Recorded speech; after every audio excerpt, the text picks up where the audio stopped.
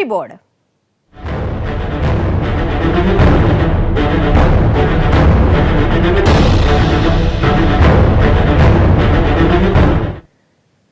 ఎన్నికల అవాంతరాలు, కోర్టుల అభ్యంతరాలు అన్ని దాటుకుని యూనియన్ బడ్జెట్ జనం ముందుకొచ్చేందుకు సిద్ధమవుతోంది.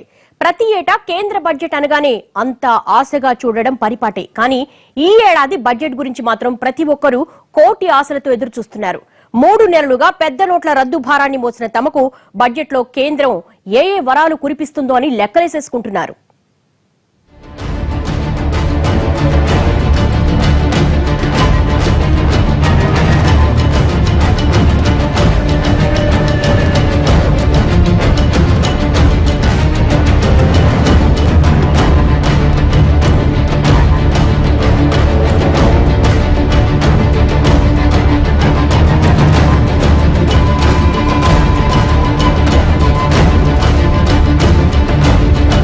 బడ్జెట్ అంటే దేశ ఆర్థిక భవిష్యత్తునే కాదు, సామాన్యుడి జీవితాన్ని కూడా మార్చేసే ప్రక్రియ. ప్రతి ఏటా కేంద్రం బడ్జెట్ ప్రవేశపెట్టడం కామనే అయినా ఈసారి బడ్జెట్ కి మాత్రం ఎన్నో ప్రత్యేకతలున్నాయి. ఇంకా చెప్పాలంటే ఈసారి బడ్జెట్ కోసం ప్రజలు ఎదురు చూసినంతగా గతంలో ఎప్పుడూ ఎదురు చూసి ఉండకపోవచ్చు. ఎందుకంటే ఈసారి బడ్జెట్ లో ఉండబోయే అంశాల కోసం సామాన్యుల దగ్గర నుంచి సంపన్నుల వరకు అందరి జీవితాల్ని ప్రభావితం చేసేదే. వేతన జీవుల దగ్గర నుంచి వ్యాపారస్తుల వరకు, చిన్న చిన్న సంస్థల నుంచి పెద్ద పెద్ద పరిశ్రమల వరకు అందరికీ అవసరమే. ఎందుకంటే గడిచిన 3 నెలలుగా ప్రజలంతా పెద్ద నోట్ల రద్దు కష్టాలు అనుభవిస్తూ వస్తోంది ఈ బడ్జెట్లో కేంద్రం కురిపించబోయే వరాల కోసమే.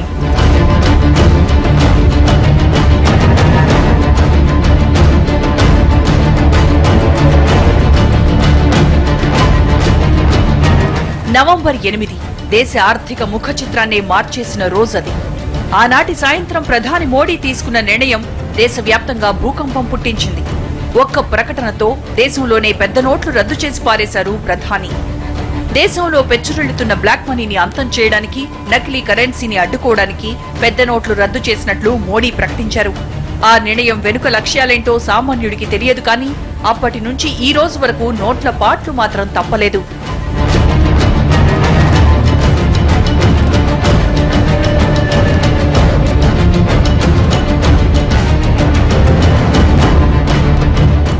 పెద్ద నోట్ల రద్దుతో చేతిలో ఉన్న కరెన్సీ చెల్లక జనం చాలా ఇబ్బందులు పడ్డారు. దేశవ్యాప్తంగా కొత్త నోట్ల కోసం బ్యాంకుల ముందు క్యూలు కట్టారు. రాత్రనక పగలనక ఏటీఎంల ముందు పడిగాపులు కాశారు. బ్యాంకు క్యూ లైన్లలో 100 మందికి పైగానే గుండెపోటుతో మరణించారు. దేశవ్యాప్తంగా వేలాది పెళ్లిళ్లు ఆగిపోయాయి. కనీసం చచ్చాక దహన సంస్కారాలకు కూడా డబ్బుల్లేక జనం ఇబ్బందులు పడ్డారు. నిత్య అవసరాలు కూడా కొనుక్కోలేకపోయారు. వ్యాపారాలు ఆగిపోయాయి. బేరాల్లేక చిరు వ్యాపారులు పస్తులున్నారు. పెద్ద పెద్ద బిజినెస్లు కూడా నష్టాల పాలయ్యాయి. రియల్ ఎస్టేట్, ఆటోమొబైల్, ఎఫ్ఎంసీజీ ఇలా చెప్పుకుంటూ పోతే నష్టాల బాట పట్టని రంగమే లేదు. ఇలా అన్ని కష్టాల్ని పంటి బిగువన భరించింది ఎందుకంటే దీనివల్ల తమకేదో మంచి జరుగుతుందనే జనం భరించారు.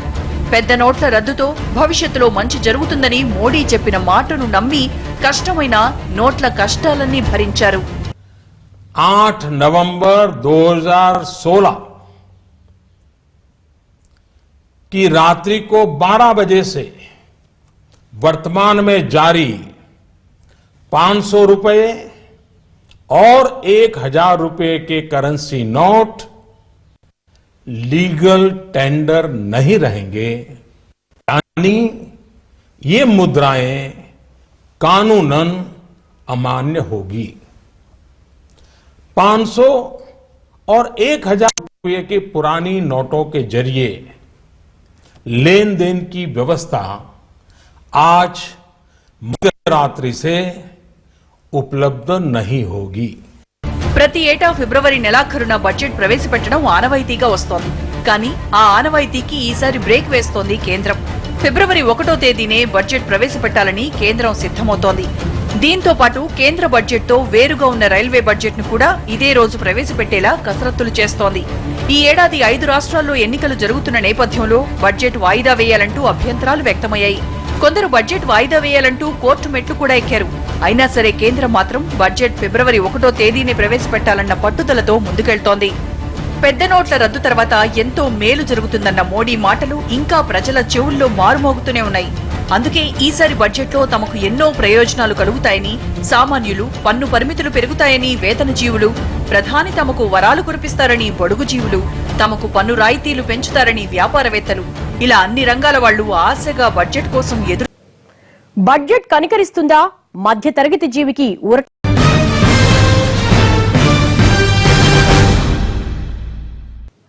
Welcome back. ఈ బడ్జెట్ లో ఏ తాయిలాలు ఉండబోతున్నాయి? జీఎస్టీ రేటు ఎంతని నిర్ణయిస్తారు? వేతన జీవులకు ఎంతవరకు మినహాయింపులు ఇస్తారు? ఇంటి లోన్లు, కార్ లోన్లు ఎంత మేరకు తగ్గుతాయి? చిల్లర వర్తకాలు, సామాన్యుడి నిత్యావసరాల మీద ఈ బడ్జెట్ కనికరిస్తుందా?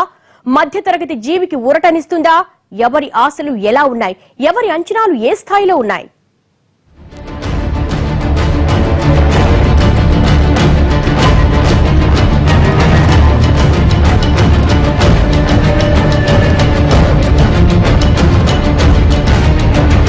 బడ్జెట్ అనగానే అంతా ఆశగా ఎదురు చూసే మొదటి అంశం ఆదాయపు పన్ను.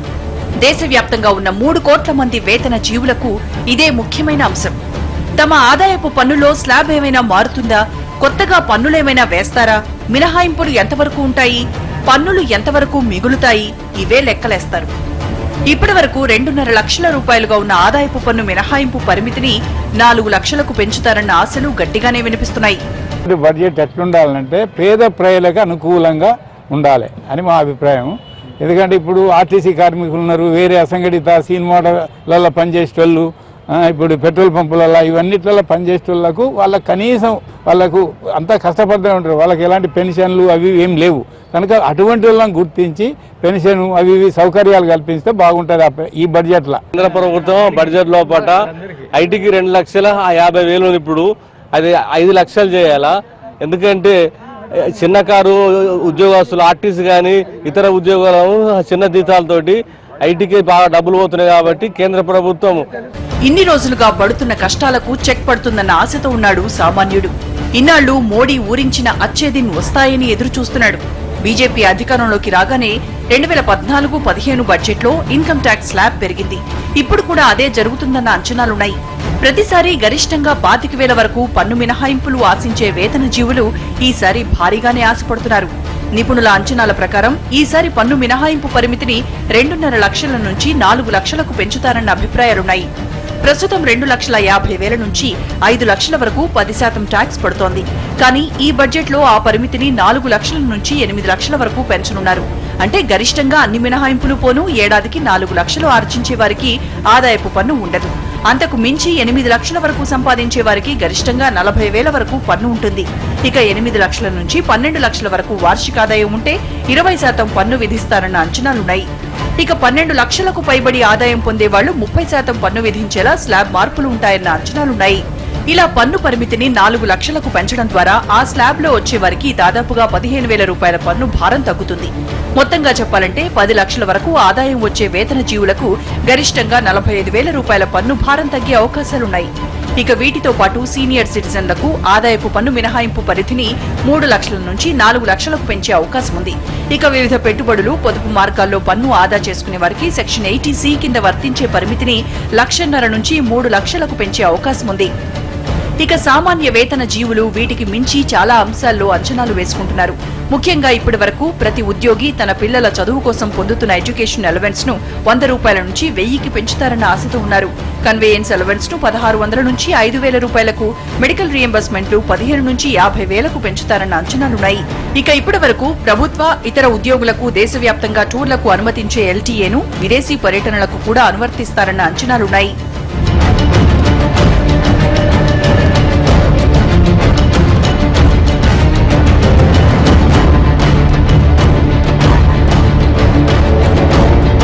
ఈసారి అందరి అంచనా ప్రకారంగా అంటే ఒక మన భారతదేశంలో ఉన్న జనాభాను కంపారిజన్ చేసుకున్నట్టయితే ఇన్కమ్ ట్యాక్స్ ఫైలింగ్ రిటర్న్స్ చాలా తక్కువ పర్సంటేజ్ అని ఈ మధ్యకాలంలో ఒక రిపోర్ట్ చేశారు. ఒక 1%, 2% కన్నా ఎక్కువ లేరు అని ఒక రిపోర్ట్ వచ్చింది. సో దాన్ని బేస్ చేసుకున్నట్టే ఈసారి ఆ పర్సంటేజ్ని ఇంక్రీజ్ చేయాలన్న ఉద్దేశంతో డెఫినెట్గా కొన్ని చేంజెస్ వస్తాయి. దీనికి మేజర్గా మనము ఈ మధ్యకాలంలో ఉండడం ఏంటంటే ఇప్పుడు 2.5 lakh మినిమం లిమిట్ ఏదైతుందో అది 4 lakhsకి పోయే అవకాశం ఉంటుంది. 2 నుంచి 4 lakhsకి వెళ్ళినప్పుడు ఎక్కువ మట్టుకు ఎగ్జామ్షన్ లిమిట్లో ఉంటారు కాబట్టి. ఇలా వేతన జీవులే కాదు, బ్యాంకులో లోన్లు తీసుకుని ఇళ్లు కొనుక్కున్న వారికి ఈ బడ్జెట్ లో వరాలు ప్రకటిస్తారన్న అంచనాలున్నాయి. ఇప్పటికే డిమానిటైజేషన్ దెబ్బతో గృహ రుణాల వడ్డీ రేట్లు 1 నుంచి గరిష్టంగా 2% వరకు తగ్గాయి. ఇక బడ్జెట్ లో మరిన్ని ప్రోత్సాహకాలు ప్రకటించి బ్యాంకుల మీద రెపో రేట్ల భారాన్ని తగ్గించేందుకు అనుకూలంగా చర్యలు తీసుకుంటే మధ్యతరగతి జీవుల గృహ రుణాలు మరింత చౌకవుతాయి. గత 2015లో ప్రధాని మోడీ ప్రకటించిన ప్రధానమంత్రి ఆవాస్ యోజన కింద గృహ రుణాలు తీసుకునే వేతన జీవులకు కేంద్రం నుంచి 2 లక్షల వరకు మినహాయింపులు పొందే అవకాశం ఉంటుందని భావిస్తున్నారు. వీటితో పాటు కారు లోన్ల మీద వడ్డీ భారం కూడా తగ్గుతుందన్న ఆశతో ఉన్నారు సామాన్యులు.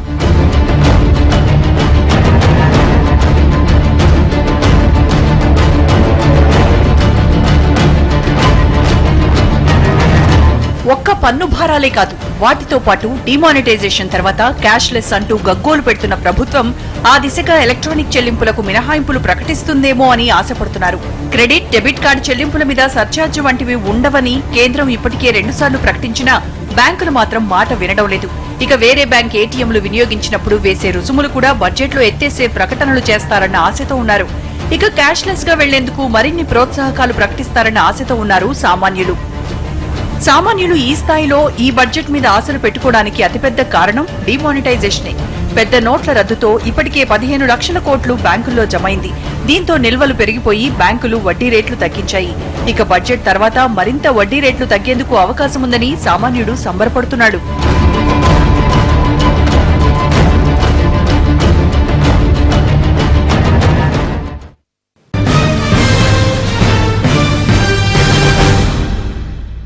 ఒక్క సామాన్యులే కాదు, సంపన్నులు, పారిశ్రామికవేత్తలు కూడా ఈ బడ్జెట్ మీద ఎన్నో ఆశలు పెట్టుకున్నారు.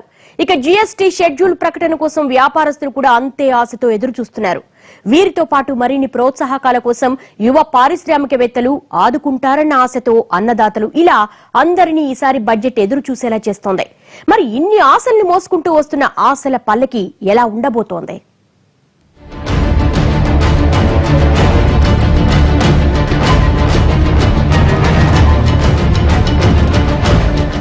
ఈ ఏడాది నుంచి ఫిబ్రవరి 1 నుంచే బడ్జెట్ ప్రవేశపెట్టడానికి చాలా కారణాలున్నాయి. ఏటా ఫిబ్రవరి 27, 28 తేదీల్లో బడ్జెట్ ప్రవేశపెట్టేది ఆర్థిక సంవత్సరం లెక్కల ప్రకారం చేసేవారు. కానీ పెద్ద నోట్ల రద్దు కారణంగా దేశవ్యాప్తంగా నగదు విత్డ్రాల్ కు పరిమితులు విధించారు. వీటిని సాధ్యమైనంత వేగంగా తొలగించేందుకు కేంద్రం కూడా కసరత్తులు చేస్తోంది. ఆర్బీఐ కూడా శక్తివంచన లేకుండా కొత్త నోట్లు ముద్రించింది. వీటిని మార్కెట్లోకి చలామణి చేసి పరిమితి ఎత్తేసేందుకే ఫిబ్రవరి 1న బడ్జెట్ ప్రవేశపెట్టబోతున్నారన్న అభిప్రాయాలున్నాయి. ఇక రైల్వే బడ్జెట్ కూడా కేంద్ర బడ్జెట్తో కలిపి ప్రకటించేందుకు కేంద్రం సిద్ధమైంది. ఇందుకోసం నెల మొదట్లోనే 2 బడ్జెట్లు ఒకేసారి ప్రవేశపెట్టేందుకు పావులు కదుపుతోంది. దీనివల్ల రైల్వే శాఖకు 10,000 కోట్ల భారం తప్పుతుంది. ఇక దీంతో పాటు ఈ ఏడాది జీఎస్టీ కూడా అమలు చేయడానికి బడ్జెట్ వేదిక కాబోతోంది. ఈ ఏడాది నుంచి అధికారికంగా అమల్లోకి రానున్న జీఎస్టీని ఈ బడ్జెట్లో వెల్లడించనున్నారు. నిజానికి బీజేపీ ప్రభుత్వం జీఎస్టీని అమల్లోకి తీసుకురావడానికి విశ్వ ప్రయత్నాలు చేస్తోంది. బీజేపీ సర్కారు చేపట్టిన ఆర్థిక సంస్కరణల్లో కీలకమైన అంశం జీఎస్టీ. ఇది కేంద్ర, రాష్ట్రాల ఆదాయంలో ఎలాంటి ప్రభావం చూపించబోతుందో అని వ్యాపారస్తులు ఆశగా ఎదురుచూస్తున్నారు. ఈ జీఎస్టీ శాతం ఎంత ఉండబోతోందని, అందులో కేంద్ర, రాష్ట్రాల మధ్య పన్నుల వాటా ఎంత ఉంటుందన్నది ఈ బడ్జెట్లో తేలిపోనుంది. అందుకే వ్యాపారస్తులు ఈ బడ్జెట్ కోసం ఆశగా ఎదురుచూస్తున్నారు.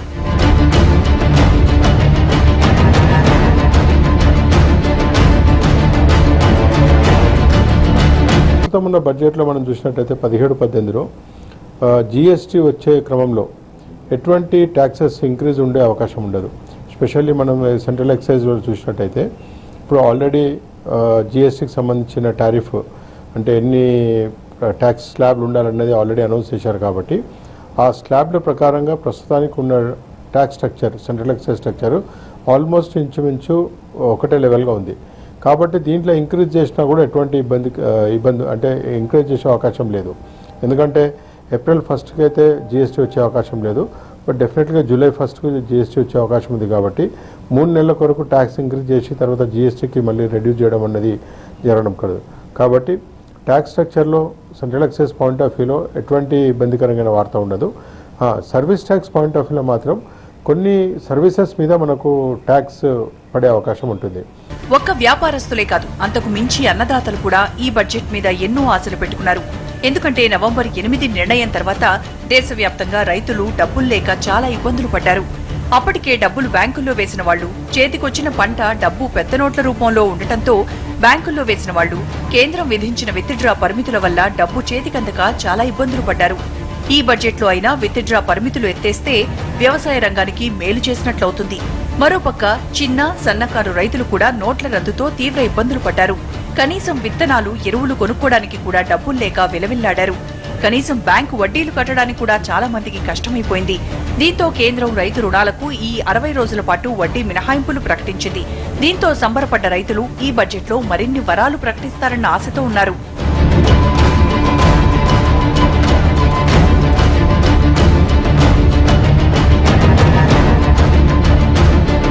అయితే వర్షాకాలం పంట పండినాక తర్వాత ఏసంగి పంట వేసుకోవడానికి మరి మందు బస్తాలు తీసుకొద్దామంటే డబ్బులు లేవు.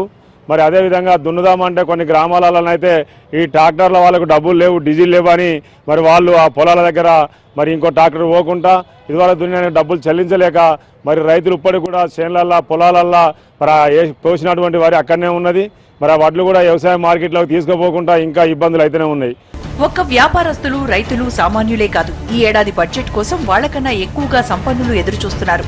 ఎందుకంటే ఈ బడ్జెట్లో కార్పొరేట్ ట్యాక్స్ లో కోతలు విధించే అవకాశాలున్నాయని తెలుస్తోంది.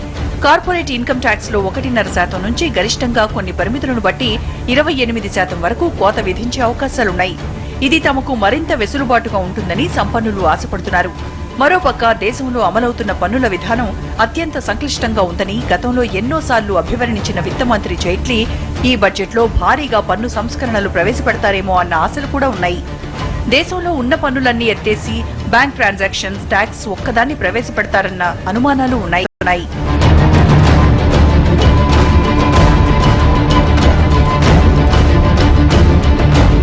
ఇక సంపన్నులతో పాటు దేశవ్యాప్తంగా ఉత్పత్తి రంగానికి, కార్మికులకు భారీగా వరాలు ప్రకటిస్తారన్న అభిప్రాయాలున్నాయి. మేక్ ఇన్ ఇండియా అంటూ దూసుకెళ్తున్న ప్రధాని ఈ బడ్జెట్లో ఉత్పత్తి రంగానికి మరిన్ని ప్రోత్సాహకాలు ప్రకటిస్తాయని చిరు వ్యాపారులు ఆశగా ఎదురుచూస్తున్నారు. వీటితో పాటు కేంద్ర ప్రభుత్వం విదేశీ పెట్టుబడులను, వెంచర్ క్యాపిటలిస్టులను, ప్రైవేట్ ఈక్విటీలను మరింత ఆకర్షించేలా నూతన విధానాలు ప్రకటిస్తారన్న అంచనాలు ఉన్నాయి.